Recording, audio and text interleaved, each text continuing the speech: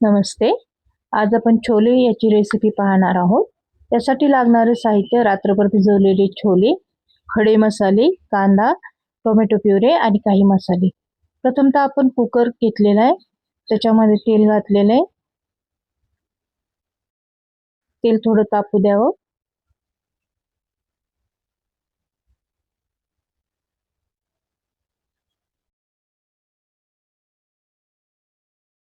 तेल तापल्यावर आपल्याला त्याच्यामध्ये आपण जे खडे मसाले आणि जिरं हे टाकायचे. आपण खडे मसाले आणि जिरं टाकत आहोत. त्याच्यामध्ये दालचिनी, तमालपत्र ते थोडंसं तडतडल्यावर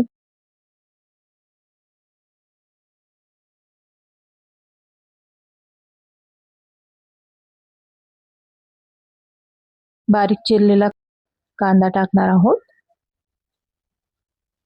कांदा अगदी आपल्याला बारीक चिरायचा आहे. 2 कांदे मी चिरलेले छान आता तेलामध्ये आपल्याला फ्राय करायचे. बघा कसं फ्राय होते कांदा. जास्त लाल करायचा नाही आपल्याला. त्याच्यामध्ये 1 चमचा आलं लसणाची पेस्ट टाकायची. ते पण छान फ्राय करायचं आपल्याला कांद्यामध्ये, म्हणजे त्याचा उग्र वास जाईल. त्यानंतर आपण बाजूला टोमॅटोची प्युरी करून घेतलेली आहे. त्याने आपल्याला आपल्या भाजीला कलर छान येईल. थोडासा कांदा लाल होत आलेला आहे. त्याच्यामध्ये टोमॅटोची प्युरी आपण टाकत आहोत. ते पण कांद्यामध्ये व्यवस्थित रीतीने मिक्सअप करायचे आपल्याला. बघा तुम्हाला दिसत असेल सुंदरसा असा कलर आलेला आहे.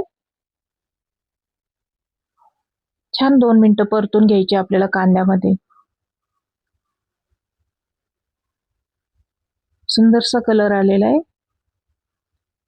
त्यानंतर आपण जे मसाले घेतले होते त्याच्यामध्ये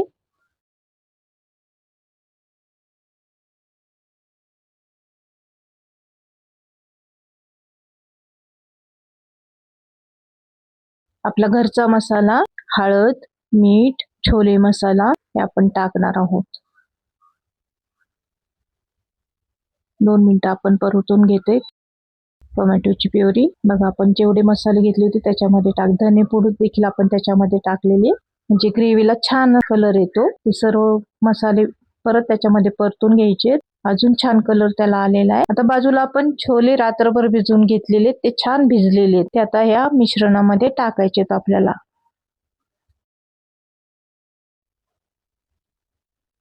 आणि परत एकदा सर्व मिश्रण आपल्याला व्यवस्थित मिक्स करून घ्यायचे. सुंदरसा कलर आलाय आपल्या छोलेला बघा.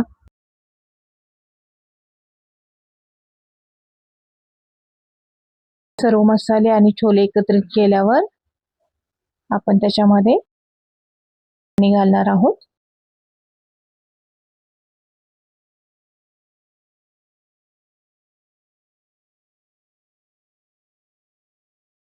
दोन ग्लास पाणी, मीडियम साईजचे 2 ग्लास पाणी आपण त्याच्यामध्ये टाकणार आहोत. सर्व मसाल्यांमध्ये छोले व्यवस्थित मिक्सअप झाले पाहिजे. 2 ग्लास पाणी आपण टाकलेले त्याच्यामध्ये. आणि याचे आपल्याला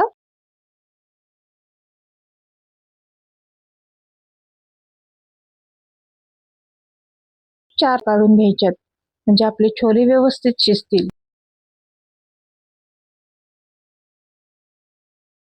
तुम्हाला आवडेल ना करायला. त्याच्यासोबत सुंदर गरम गरम राईस घ्यायचा आहे, म्हणजे आपली चव खूप सुंदर लागेल छोलेंना. तुम्ही पण करून पहा.